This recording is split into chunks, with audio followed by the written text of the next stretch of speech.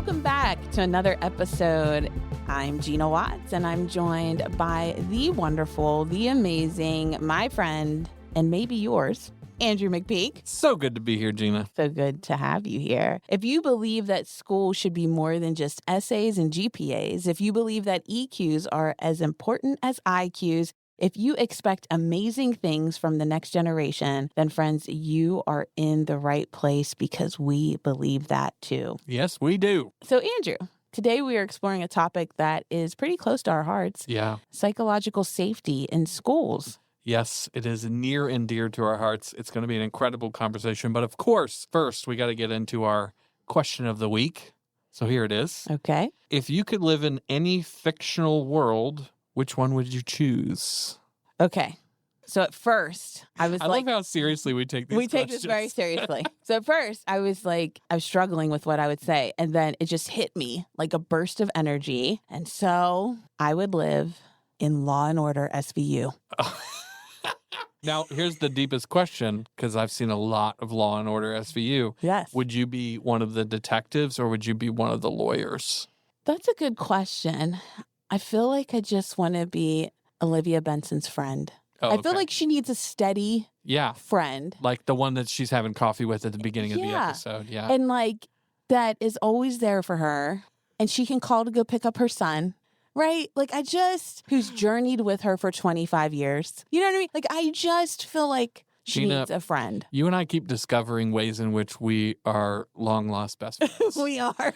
Because I was watching Law and Order SVU last night. Yeah. So we are in sync. That's it. That's it. How about you? What fictional world would you choose to live in? I went through many. I'm actually a pretty big fan of science fiction and fantasy and all that stuff. I read a lot. And I think the answer has to be Star Wars. I was second guessing my choice because when you would think about it, I mean, it's called Star Wars. Yeah. It's a horribly violent place. So it's like, why would I choose to live somewhere where ships are getting blown up and people are getting stabbed and whatever? But it's very cool, all the stuff going on in Star Wars. So yeah. I'd probably pick that one. Maybe you could be just somebody that's watching what happens. You don't actually have to I'm the guy having a cup of coffee with the Jedi before he goes off. Exactly. Exactly. Yeah. So we both want to be the same. We want to be the same person in our world. We want to be the safe person that people come to. Yes. We're exactly who we are, just in a different world. Yeah. Oh, I love it. Sometimes we use fictional worlds to escape our real ones. Yeah. That's probably why I watch so much Law and Order SVU and why you love Star Wars. Yep, that might be it. And it allows us to really operate in these safe spaces that we've created so we can live in the world that we are really actually living in. And that's really the big question behind this topic of psychological safety. Yeah, I know that's why you and I love this topic so much. Like many teachers, educational leaders out there love this topic of psychological safety. They're thinking about it all the time. But if we're being honest, many other people listening to this, and certainly lots of school leaders out there might just think of the term psychological safety as being like, oh, those are just people who are trying to coddle kids, right? Mm-hmm. They're just trying to make sure environments are cushy, that nobody hurts anybody's feelings. But honestly, psychological safety is so much beyond that. It really isn't about that at all. Yeah, no, it's not at all. Psychological safety is about students and teachers feeling safe to share their opinions without fear of reprisal or embarrassment. As you might imagine, creating safe environments where students and teachers feel valued and secure is essential for engagement and learning. That's why I'm really excited about today's guest. Me too. In fact, you guys listening are going to love her.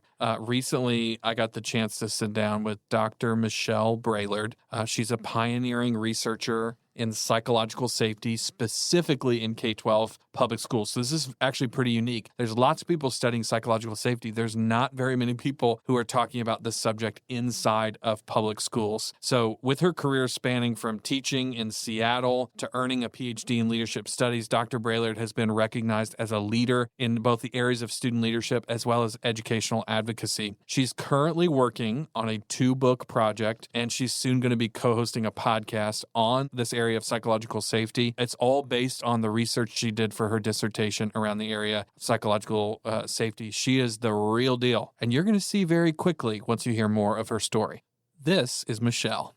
So I've been a high school teacher for nearly 30 years. Next year is year 30. And I currently teach at my high school alma mater in the Issaquah School District out here in Washington. I taught PE for the first half of my career. And then in the last 15 years have really been dedicated to teaching leadership, building my own program, working at the state level, and really took off from PE into leadership. I have a master's in education and curriculum and instruction. And then last year, I received my PhD in leadership studies from St. Martin's. When the pandemic hit, kind of wondering what to do with life, and came across this program that was in leadership studies. I always knew I wanted a PhD. It was kind of a childhood dream, right? But didn't want it in organizational leadership. I wanted something that was really the meat and the teeth of the topic of leadership. So I pursued it and graduated last May in it. I landed in psychological safety. It's an interesting journey. When they start the program, they tell you, don't really know what to do. It's okay if you don't know. But me being type A, I need to know, I need to know. So during that first year of the doctoral program, I didn't really know. I was leaning towards soft skills, Gen Z work, fascinated with that, which is how I came across your work, Andrew, but really didn't know if that's where I was going to head.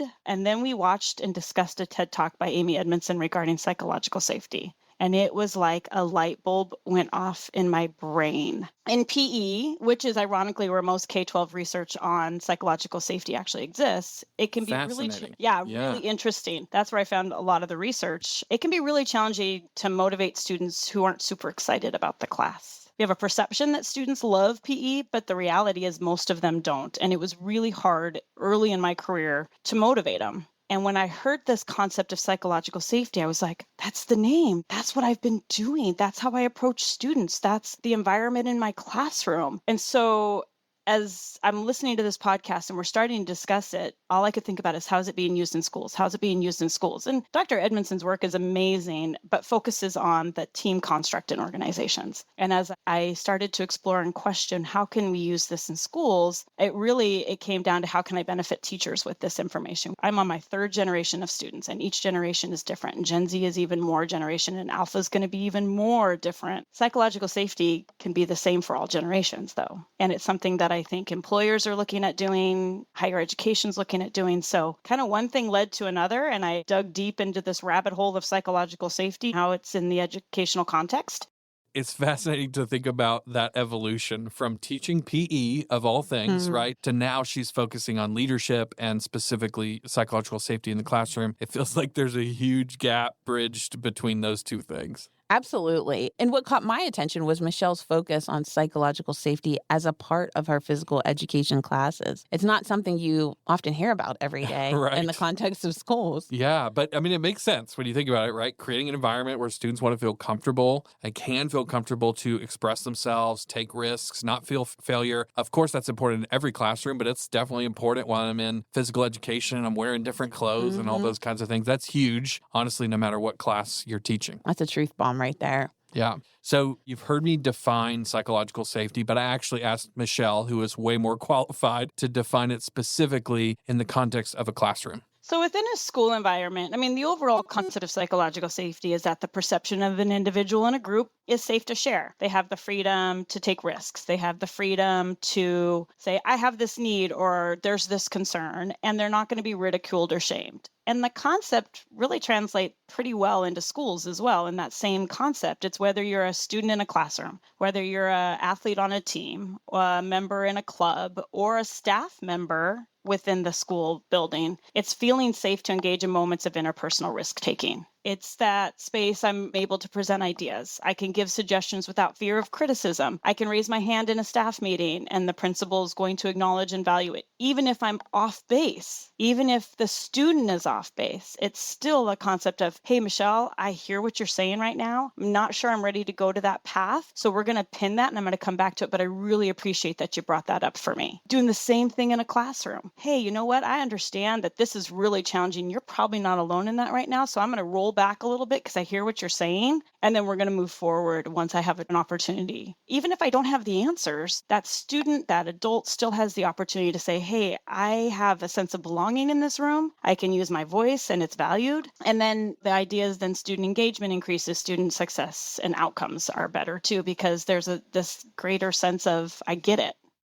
I love it that she brought it back to belonging. That feels like a really great example of what the outcome of psychologically safe classroom feels like. Yeah, I think so. And that translates when that psychological safety is there, belonging is created. That translates to better engagement and ultimately better outcomes, not to mention kids who are excited to show up to class. Yeah, I mean, thinking about the times when I've been leading a classroom, whether in higher ed or caring for students in small group experiences, I know that I could help my students feel safe to be themselves in the classroom. If I could do that, I would get their best out of them. You know, when students feel like they belong and their voices matter, they're more likely to participate and ultimately to succeed even outside the classroom. Yeah.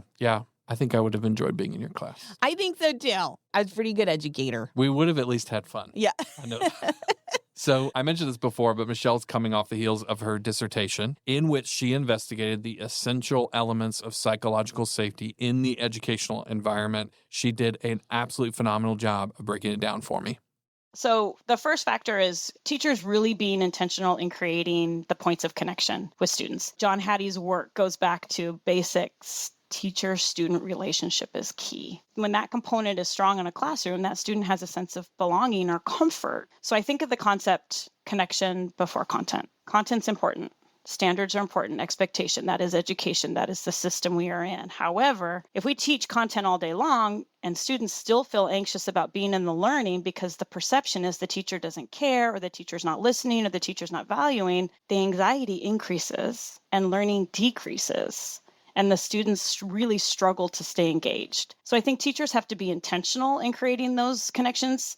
Yes, stand at the door. Yes, learn their names. Yes, connect with them and say, hey, how was your baseball game, so on and so forth. But it's even more than that. Sometimes it's using humor, it's using personal experiences or stories or taking 5 or 10 minutes for classroom engagement activities.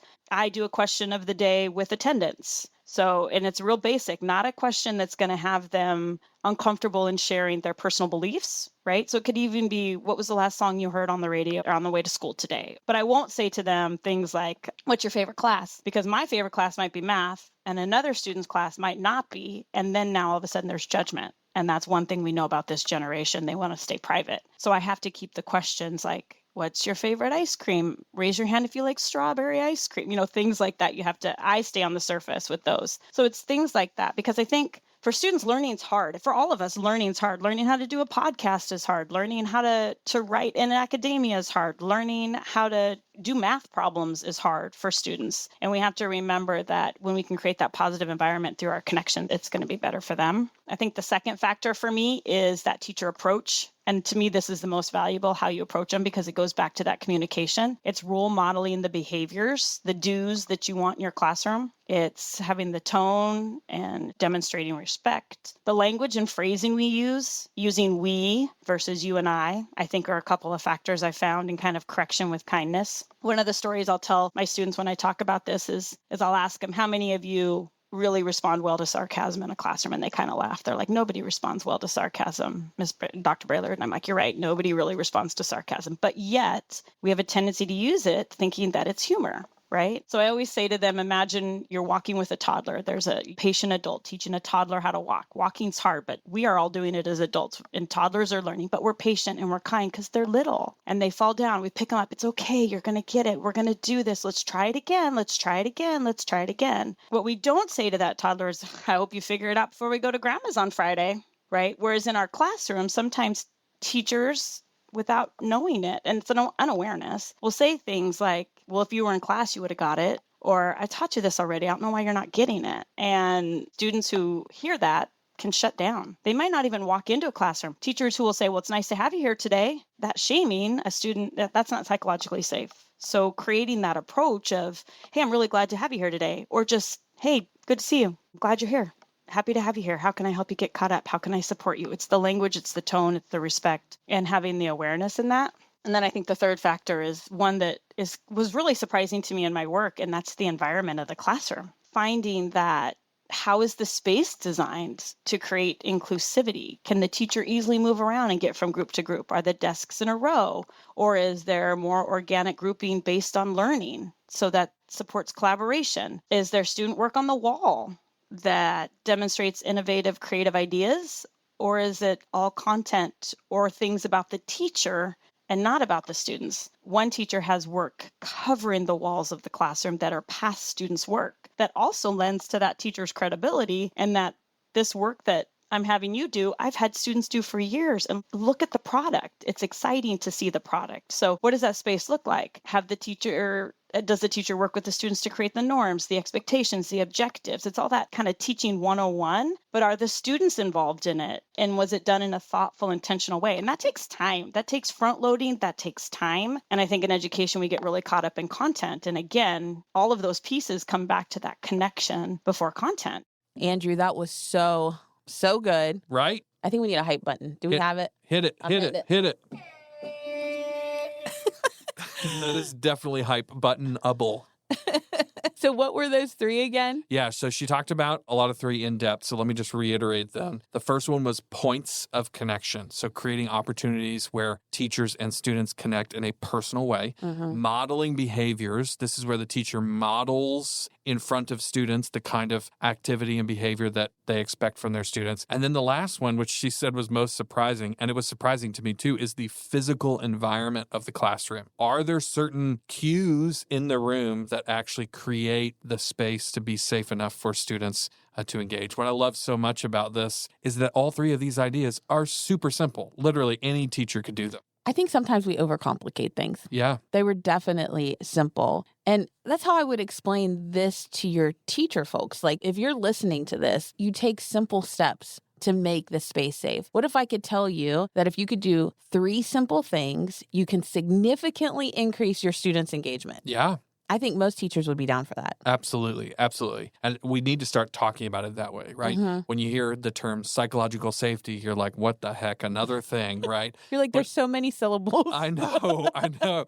And not to mention how many fads in education have come through over the years. Right. So you hear, it sounds just like one more mumbo jumbo thing. But if you could break it down into these 3 action steps, I think it makes it so much more palatable. But so that last answer was really what she found when she explored psychological safety within a specific classroom. But my next question to her was about the school as a whole. Like, what are the key elements that make a school environment psychologically safe? And more importantly, what did she find that many schools are missing when it comes to fostering this kind of atmosphere? Well, I think this concept is more about the holistic view of a whole school community and not just what's happening in individual classrooms. I think ultimately school cultures and climates are influenced by the actions of those in leadership positions, be it the school leaders, be it department heads, be it teachers, be it support staff. The leaders in the school are more inclined to be a part of a solution with dealing with problems when they perceive themselves to have support from other leaders. So I think schools that are getting it right are transparent and authentic in their mission and vision and the positive culture that exists in their communities. They have collective teacher efficacy around the culture and supportive school leadership. And those school leadership members actively demonstrate psychological safety through their interactions with every level of the school and with the larger community. The schools that don't necessarily, I believe that many schools are not psychologically safe, but not because of ill intent. I think it's more because there is an unawareness of the staff and school leadership about the actual practice of creating psychological safety. What I mean is you can have teachers who have created authentic psychological safety in their classrooms, but that exists in a silo, right? That doesn't exist to every other space in the school, which is what my research illustrated. At the same time, staff in those non-psychological safe spaces would say that they're doing the work, but they're actually unaware of the impact on students or colleagues. So it's awareness, it's understanding how they're showing up in those spaces. I think, my basic assumption is that all educators and school leaders and staff sit with the belief they're helping students and they want the students to feel safe. That is a paramount piece to education. But I think there's an unawareness of how they're showing up in those spaces that could be impacting students in a negative way where psychological safety could flip it a little bit for them. Man, Michelle is my girl. Schools that truly embrace psychological safety are the ones with leaders who are transparent and authentic about their mission and vision. Yeah.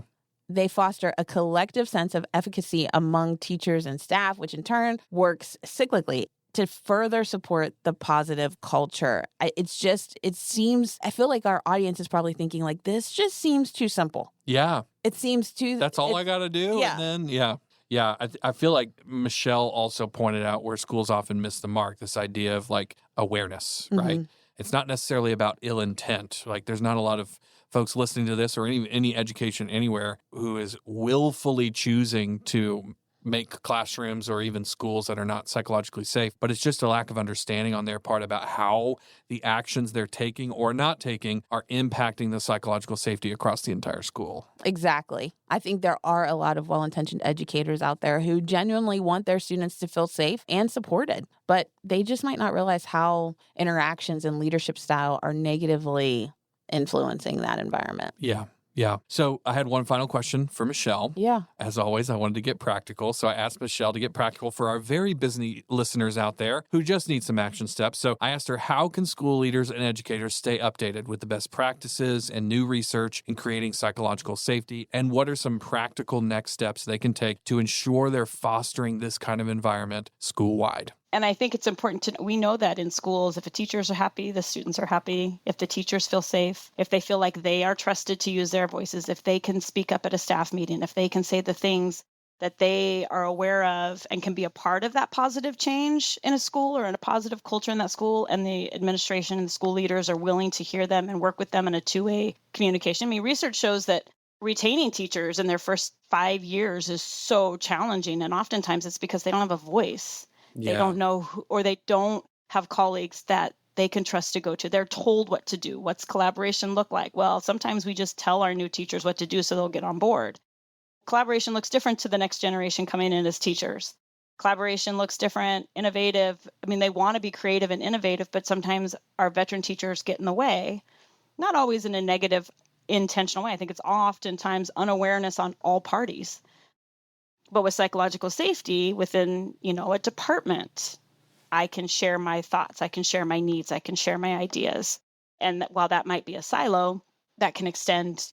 If your staff leadership can make their staff feel psychologically safe in settings that are public, then others will start to see, okay, I am safe. I can take a risk. I can ask these questions.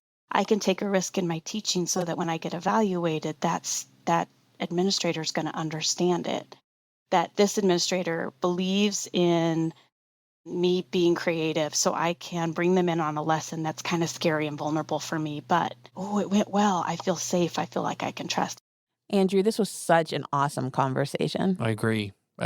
Yeah. It was one of my favorite conversations, honestly. I love them all, but one of my favorite conversations we've had for this season of the podcast. She gave us so many great ideas. In fact, so many we might have too much information to go on. I think it's time for a DMI. Let's go. DMI, of course, stands for Don't Miss It. This is the part of the show where Gina and I pick the one thing we think you shouldn't miss from today's conversation. So, Gina, do you want to kick us off? What's the best thing you heard today? I did. Michelle referenced those 3 simple steps. The one that I would love to highlight is just the physical environment. Yeah. Outside of making a school or a classroom psychologically safe environment, thinking about physical space is something I do even on interviews. When I'm interviewing people, I ask them, what is the physical environment that you work best in? And it's always disorienting for people, because they're like, why are you asking me this question? Yeah. And honestly, it's a question of fit. If the environment of which I've helped to create or that I'm curating isn't a good fit for that person, right? It's going to be hard for them to be their best self in the role that I have available for them, right? So they can be wonderfully equipped to do the role, but if the environment's not going to be good for them, it's not going to work. Similarly, in education, if the physical environment is not one where children can feel safe, where teachers can feel safe, where young people in particular know that they can be their best selves, then it's not going to work. Yeah. It's not going to work. And I think too often we dismiss the value of psychologically safe physical spaces. It's more than IKEA. Yeah. It's more than Target. You know what I mean? It's more than like being creative and thrifting wonderful things. Yeah. It's actually like paying a lot of attention to the physical space in which we work and learn.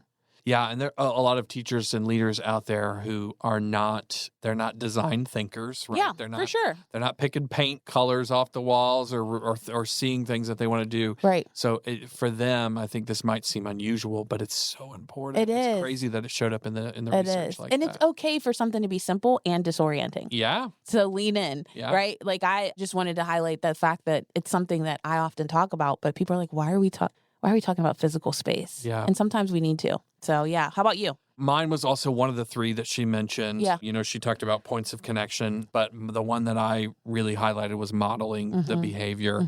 I remember reading years ago, Dr. Adam Sands wrote a book called The EQ Intervention, and he said in that book that an adult modeling the way is the best intervention possible. I love that. For students. And it's that idea of whatever you want to teach your students, reading, writing, arithmetic, or emotional intelligence, or psychological safety, clear communication, whatever it is, you can teach them about it all day long, but there's nothing as powerful as modeling it. And I think if we have teachers who are not modeling, hey, it's okay to ask questions here. Right. Hey, it's okay to share some of your doubts or frustrations here. Hey, it's okay to get vulnerable in this space. And if a teacher models that and then allows for the students to do that as well and models great listening and nonverbal communication, that is, to me, massive and is going to make a huge difference. Obviously, all three of these things will. Right. But that one I just resonated with because I've seen it time and again how important that is, and it shows up in the research all the time as well. So That's really good.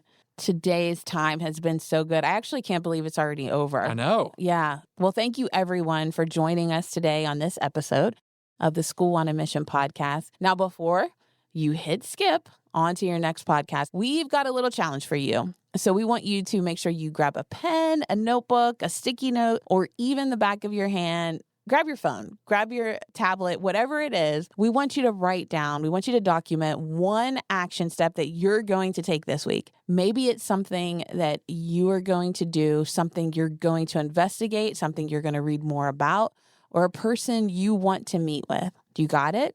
What's that one thing? All right. Now, we want you to be a little bit accountable and DM us with your action step. Share it with us on social media so that we can see the awesome things that you're up to and how you took action about what you learned today. Until next time, we want you to stay curious, stay bold, and keep leading your school on a mission. The School on a Mission podcast is produced by Growing Leaders, a Maxwell leadership company. You can find out more about Growing Leaders at growingleaders.com. This podcast was produced by Angelica Oliver. We'd like to especially thank Michelle Braillard for joining us as a guest in today's episode. To find out more about the School on a Mission podcast, head over to schoolonamissionpodcast.com.